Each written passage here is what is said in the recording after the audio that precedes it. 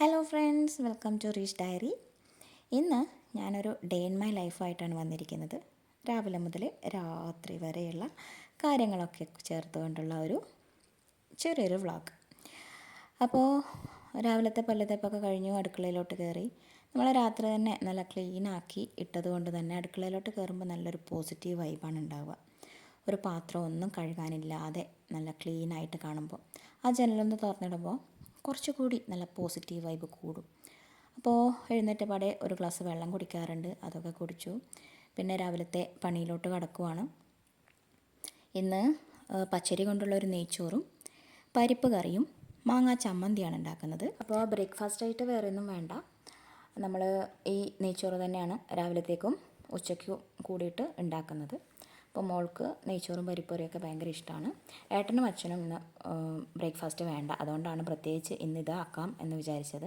അപ്പോൾ സാധാരണ നമ്മൾ നെയ്ച്ചോറ് ഉണ്ടാക്കുന്നത് പോലെ തന്നെ പച്ചരി കഴുകി തിളയ്ക്കുന്ന വെള്ളത്തിലോട്ടിട്ട് ഉപ്പും ഇട്ടിട്ട് സിമ്മിലിട്ടിട്ടാണ് നമ്മൾ ചെയ്യുന്നത്. ഒരു 10 മിനിറ്റ് സിമ്മിലിട്ട് വേവിക്കുക. അപ്പോൾ അത് കഴിഞ്ഞാൽ നമ്മളൊന്ന് ഓഫാക്കിയിടാം. പിന്നെ പരിപ്പ് കറിയാണ്.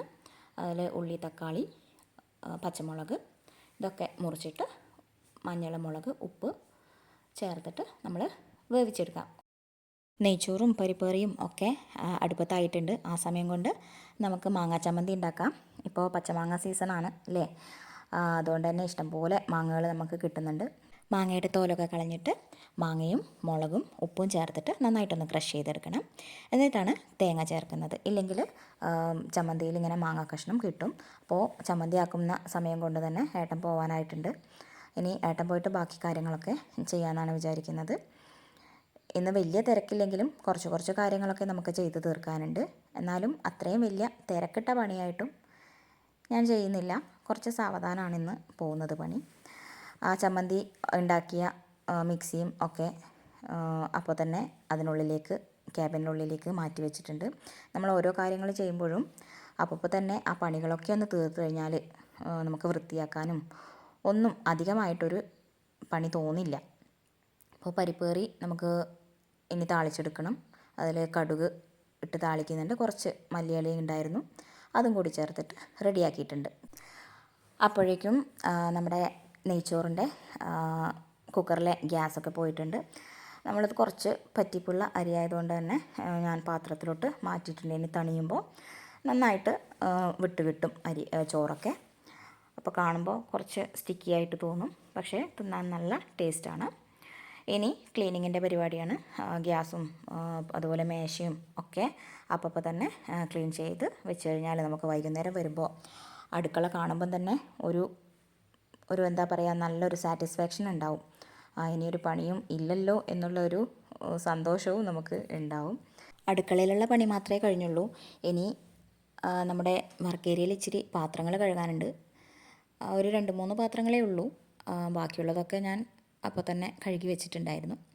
ഇനി പാത്രം കൂടി കഴുകി കഴിഞ്ഞിട്ട് വേണം അടുപ്പിൽ കത്തിച്ചിട്ട് മോൾക്ക് കുളിക്കാനുള്ള വെള്ളം വെക്കാൻ വേണ്ടിയിട്ട്. അപ്പോൾ പെട്ടെന്ന് തന്നെ ഞാൻ പാത്രങ്ങളൊക്കെ കഴുകിയെടുത്തു. അടുപ്പിൽ തീ കത്തിച്ചു. ഇനി മോൾക്ക് കുളിക്കാനുള്ള വെള്ളം വെക്കണം. അടുപ്പും എപ്പോഴും നമ്മൾ ഇങ്ങനെ തുടച്ചിട്ട് കഴിഞ്ഞാൽ അവിടെ വലിയ വൃത്തികേടൊന്നും ഉണ്ടാവില്ല. അവിടെയും ഒരു പണിയൊന്നും ബാക്കിയില്ലാത്തതുപോലെ തന്നെ നമുക്ക് തോന്നും. വെള്ളമൊക്കെ ചൂടായി, മോളുടെ കുളിയൊക്കെ കഴിഞ്ഞിട്ടുണ്ട്. അവൾക്ക് ഭക്ഷണം കൊടുക്കുവാണ്. ഇനി 1-2 പണി കൂടി ബാക്കിയുണ്ട്. ഒന്ന് അകമൊക്കെ ഒന്ന് അടിച്ച് വാരണം. പിന്നെ രാവിലെ ഞാൻ അലക്കിയില്ല. ഇന്നലെ വൈകുന്നേരമാണ് അലക്കിയത്. അതുകൊണ്ട് തന്നെ വലിയ കാര്യമായിട്ടൊന്നും അലക്കാനില്ല. അപ്പോൾ അകമൊക്കെ അടിച്ച് ക്ലീൻ ചെയ്ത് വെച്ച് കഴിഞ്ഞാൽ നമുക്ക് വരുമ്പോൾ നല്ലൊരു വൃത്തി കാണുമ്പോൾ തന്നെ ഒരു സുഖമാണ്. അപ്പോൾ പെട്ടെന്ന് തന്നെ റെഡിയായിട്ട് ഞാനും മോളും കൂടി വാതിലും പൂട്ടി പോവുകയാണ്. കുറച്ച് നടക്കാനുണ്ട്. ഒരു 5 മിനിറ്റ്, പെട്ടെന്ന് നടന്നാൽ ഒരു 3 മിനിറ്റ് കൊണ്ട് എത്തും. അപ്പോൾ ഞാൻ മോളോട് ഇങ്ങനെ സംസാരിച്ചുകൊണ്ട് നടക്കുവാണ്. നമ്മളിന്ന് കുറച്ച് നേരത്തെയാണ് ഇറങ്ങിയത് എന്നുള്ളത്. അപ്പോൾ കുറച്ച് സ്ലോ ആയിപ്പോയി നടത്തം. അതുകൊണ്ട് തന്നെ ബസ് പെട്ടെന്ന് വന്നു. അങ്ങനെ ഓടിപ്പിടിച്ചാണ് നമ്മൾ ബസ്സിനടുത്ത് എത്തിയത്. അപ്പോൾ ബസ്സിലൊക്കെ കയറി നമ്മൾ സ്കൂളിലെത്തിയിട്ടുണ്ട്. കുറച്ച് കുട്ടികളെയും കൂട്ടിയിട്ട് പഞ്ചായത്തിൽ പോകേണ്ട ആവശ്യമുള്ളത് കൊണ്ട് തന്നെ ഇന്ന് ക്ലാസ്സിലോട്ട് ഞാൻ പോയില്ല. ഉച്ചവരെ പഞ്ചായത്തിലായിരുന്നു. അതിന് ശേഷമാണ് സ്കൂളിലെത്തിയത്. അങ്ങനെ ഇതാ വീണ്ടും നമ്മൾ നമ്മുടെ വീട്ടിലെത്തിയിരിക്കുന്നു. ഇനിയിപ്പോൾ വൈകുന്നേരത്തെ കുറച്ച് പണികളൊക്കെ ഉണ്ട്. വന്നിട്ട് ഡ്രസ്സൊക്കെ മാറ്റി ഞാൻ രാവിലത്തെ തന്നെയാണ് എടുത്തിട്ട് വയ്ക്കുന്നത്. ഇഷ്ടംപോലെ പണികളുണ്ട് ഇനിയും. ഒന്ന് ചെടിയൊക്കെ ഒന്ന് റെഡിയാക്കണം. സ്കൂൾ കഴിഞ്ഞിട്ട് വന്നപാട് തന്നെ ഒരു ചായ കുടിച്ചില്ലെങ്കിൽ ഒരു സുഖം ഉണ്ടാവില്ല. അപ്പോൾ ചായയും കട്ടൻ ചായയും, റസ്ക് ഉണ്ടായിരുന്നു, റസ്ക് അങ്ങനെ ചായയിൽ കുത്തി തിന്നു.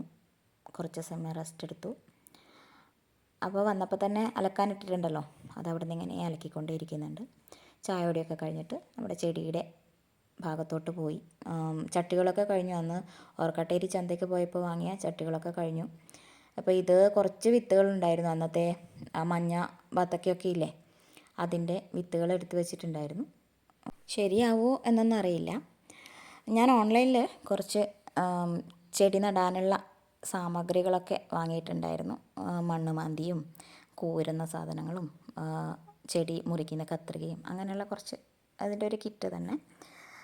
അപ്പോൾ ഞാൻ ആ പാത്രം കൊണ്ട് ഇങ്ങനെ മാന്തിക്കൊണ്ടിരിക്കുമ്പോഴാണ് എനിക്ക് ഓർമ്മ വന്നത്, അയ്യോ എനിക്ക് ഇങ്ങനത്തെ ഒരു സാധനം ഞാൻ വാങ്ങിയിട്ടുണ്ടല്ലോ എന്ന്. അപ്പോൾ പോട്ടി മിക്സൊക്കെ എൻ്റെത് ഓരോ സമയത്ത് എനിക്ക് അവൈലബിൾ ആയിട്ടുള്ള സാധനങ്ങളാണ് ഞാൻ ചേർക്കുക. ചിലപ്പോൾ പച്ചക്കറിയുടെ വേസ്റ്റുകളൊക്കെ ഞാൻ മണ്ണിലിട്ട് വെക്കും. അല്ലെങ്കിൽ ചാണകപ്പൊടിയും ഒക്കെ ചേർത്തിട്ടാണ് ഞാൻ പോട്ടി മിക്സ് ഉണ്ടാക്കുന്നത്. ചാണകപ്പൊടി, ചകിരിപ്പൊടി, എല്ലുപൊടി, വേപ്പിൻ പിണ്ണാക്ക്, അങ്ങനെയുള്ള സാധനങ്ങളൊക്കെ എന്താണോ എൻ്റെ കയ്യിലുള്ളത് അതൊക്കെ ചേർത്തിട്ടാണ് ഞാൻ പോട്ടി മിക്സ് തയ്യാറാക്കുന്നത്. ചിലപ്പോൾ പച്ചക്കറിയുടെ വേസ്റ്റുകളൊക്കെ എല്ലാം ചേർത്ത് ഒന്നുകിൽ മണ്ണിലിട്ട് വെക്കും, അല്ലെങ്കിൽ ഒരു ബക്കറ്റിലിട്ട് വെക്കും. ഇപ്പോൾ ചെടിയൊക്കെ നട്ടുകൊണ്ടിരിക്കുമ്പോൾ തന്നെ അച്ഛൻ വിളക്കൊക്കെ വെച്ചിട്ടുണ്ട്. വൈകുന്നേരം അധികവും അച്ഛൻ തന്നെയാണ് വിളക്ക് വെക്കാറുള്ളത്. അപ്പോൾ എൻ്റെ പണികളൊക്കെ കഴിയുമ്പോൾ തന്നെ ഇതായി നേരമായി. ഇതിനിടയിലൂടെ ഞാൻ ബാക്കി കൂടി അലക്കാനിട്ടതൊക്കെ റെഡിയാക്കിയിട്ടുണ്ട്. മേലെ കൊണ്ടുപോയി ആറിയിട്ടിട്ടൊക്കെ ഉണ്ടായിരുന്നു കേട്ടോ. രാത്രിയത്തേക്കുള്ള ദോശ ചുടലും കാര്യങ്ങളും ഒക്കെ ആയിട്ട് പോവുകയാണ്. ഏട്ടൻ വരുമ്പോൾ ചിക്കൻ കൊണ്ടുവന്നിരുന്നു. അപ്പോൾ അതൊക്കെ ഒന്ന് കഴുകി വൃത്തിയാക്കി ഒന്ന് ഫ്രൈ ചെയ്താലോ എന്നുള്ളൊരു ആഗ്രഹം പറഞ്ഞു. അതുകൊണ്ട് നമ്മളൊന്ന് ഫ്രൈ ചെയ്തെടുക്കാനുള്ളൊരു തയ്യാറെടുപ്പിലാണ്. എയർ ഫ്രയർ നമ്മൾ വീട്ടിൽ കൂടലിന് ഗിഫ്റ്റായിട്ട് കിട്ടിയതാണ്, ഏട്ടൻ്റെ ഫ്രണ്ട്സ് തന്നതാണ്. അപ്പോൾ അങ്ങനെ ചിക്കനൊക്കെ ഉപ്പും മഞ്ഞളും മുളകും കുരുമുളകും ഇഞ്ചി പച്ചമുളക് വെളുത്തുള്ളി പേസ്റ്റും ഒക്കെ ചേർത്തിട്ട് നന്നായിട്ടൊന്ന് പുരട്ടി വെച്ച് ഒരു 10 മിനിറ്റ് മാരിനേറ്റ് ചെയ്ത് വെച്ചു.